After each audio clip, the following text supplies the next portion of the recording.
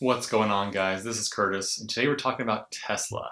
Now, they said in a recent earnings report that they believe their energy business will ultimately be as big as their vehicle business. So what's in their energy business and can it compete with their vehicle business? Let's find out. Tesla's energy business is made of two main categories.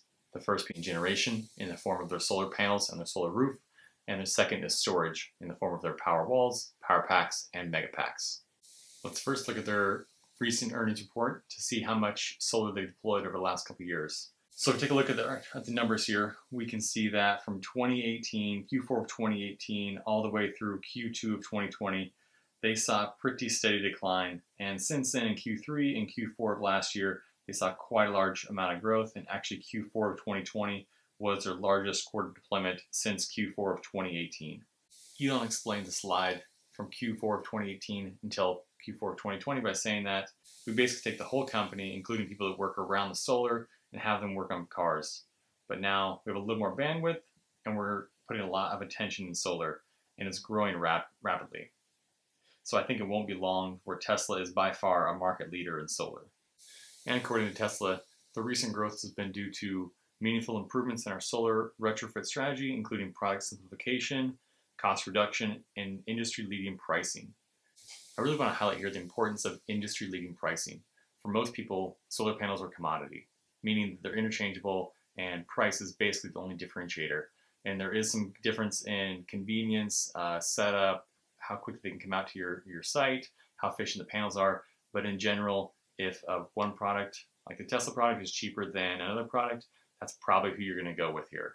So that is a very key, important differentiator within the solar panel market. One of the ways they're able to differentiate the prices is by their cost of acquisition of their customers, because every vehicle that's sold is a prime customer, a prime candidate for solar panels. Other companies have to put their sales force in stores or go door to door to try to drum up business, but Tesla, with selling their vehicles, has a direct line straight to someone who could potentially be a solar customer.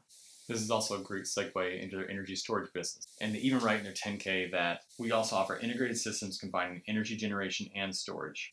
This has the advantage again of reducing the cost of acquisition. If they're selling you solar panels, it's easy to say, hey, you want to buy a Tesla Powerwall to go along with that. So let's take a look at how much their solar has been deployed over the last couple quarters. So if we take a look at the table here, we can see that from Q4 of 2018 through about Q1 of 2019, Q1 of 2020, they had pretty much no growth. It was picking up a little bit in the end of 2019 until the recent pandemic, but since then they've had tremendous growth, and in Q4 actually had by far their best quarter. One of the reasons solar is so important to pair with energy storage like a Tesla Powerwall, Power Pack, or Mega Pack is what's known as the duck curve.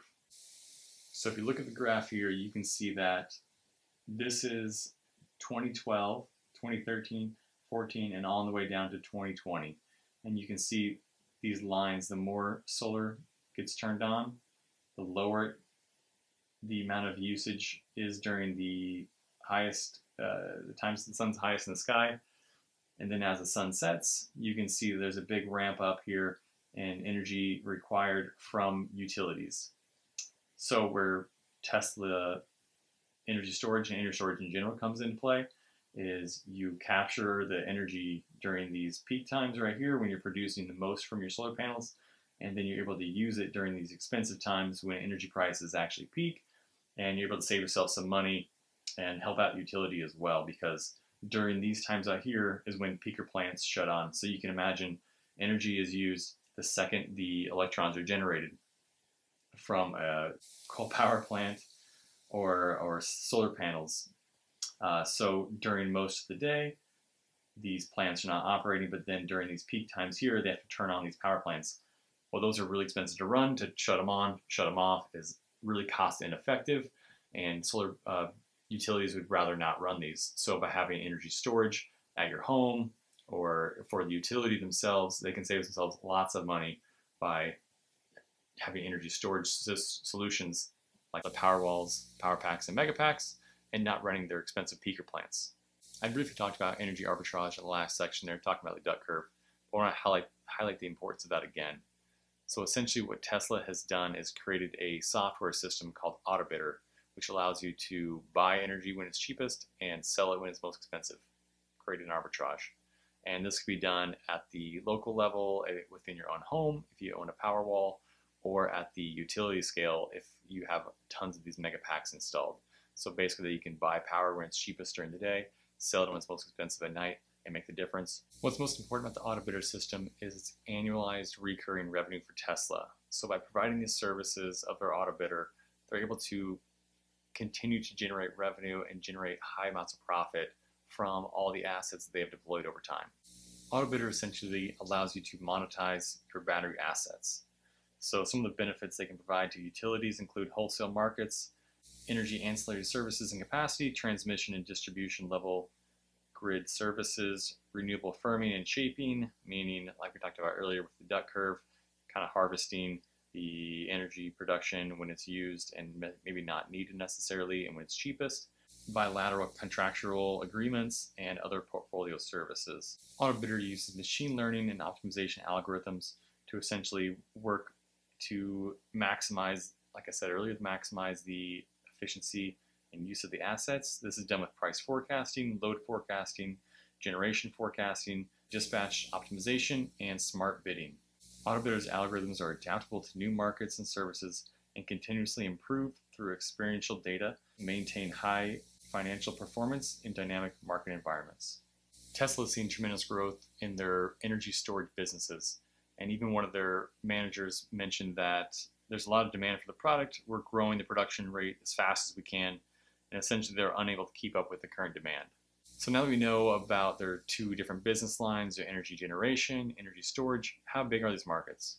Well, in 2019, the photovoltaic market was $115 billion and is expected to grow to $160 to $260 billion by the middle of this decade. Now, Tesla, or Solar City as they were known at the time before they were bought by Tesla, had a 40% market share in the photovoltaic market, but that has slipped to 5% as of the end of 2019. However, as Elon mentioned in the Q4 comments, that they're now focused a lot more on this market, and if there's one thing we've learned over the last decade or so, it's never to doubt Elon.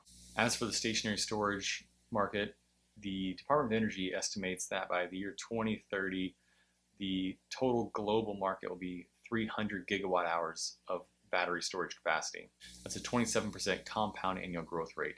And Bloomberg's energy division estimates that by 2040, the market will be 2.8 terawatt hours of storage per year. Just to give you an idea of how much battery capacity we're currently at versus how much we need to get to, Tesla in 2020 only deployed 3 gigawatt hours of battery storage.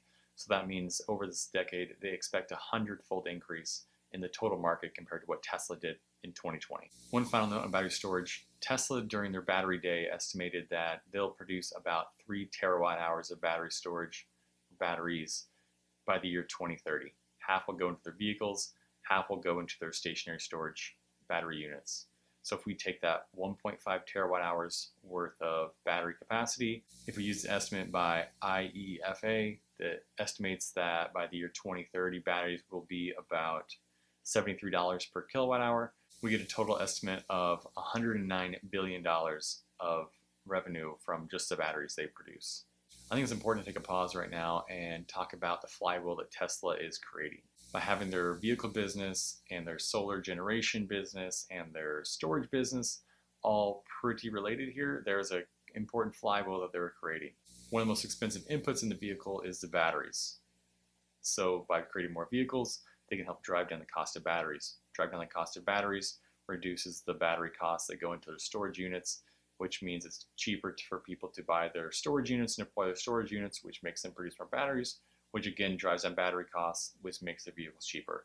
And you can see over time, as they produce more vehicles and more energy storage, the battery costs get cheaper and cheaper, and their cost advantages in their market share should continue to increase or at least stay the same over time.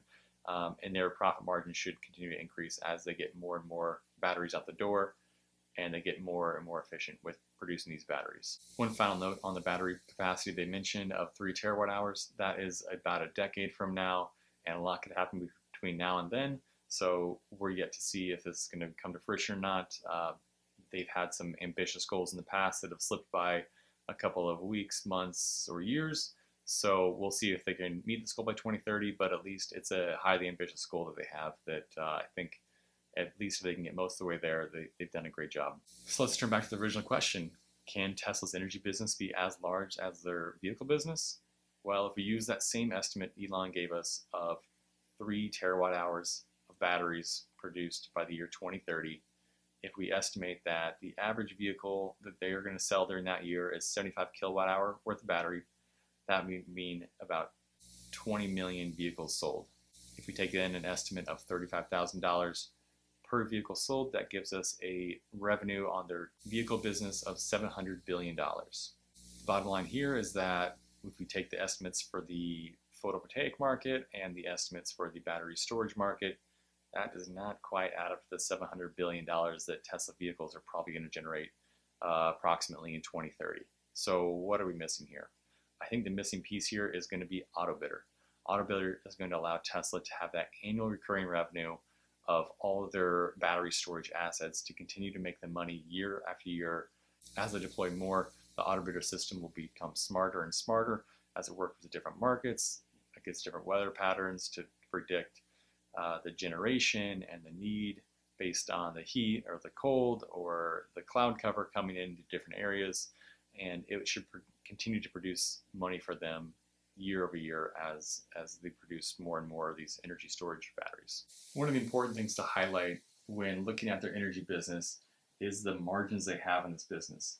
So if you look at 2020, we can see that the automotive business generated a gross profit of about 6.9, almost $7 billion. Well, if we look at their total gross profit, this would be including their other business lines, their energy business, it's actually smaller, meaning that they had a net gross loss, or not net loss, a gross loss on the energy business. Now, this is ramping up production and probably inefficiencies within their deployment and installation processes. And I think this will greatly increase as AutoBidder becomes more and more prevalent when they get more and more assets out there. As we all have seen, AI systems and software in general have much higher profit margins than manufactured goods like a solar panel or a battery system itself. So again, I think this could be the secret sauce to how Tesla gets their energy business to compete with and maybe even eclipse their vehicle business. Well, that's all I've got for you for today. If you enjoyed this video, please don't forget to subscribe, leave a like down below, and I'll see you guys all next time.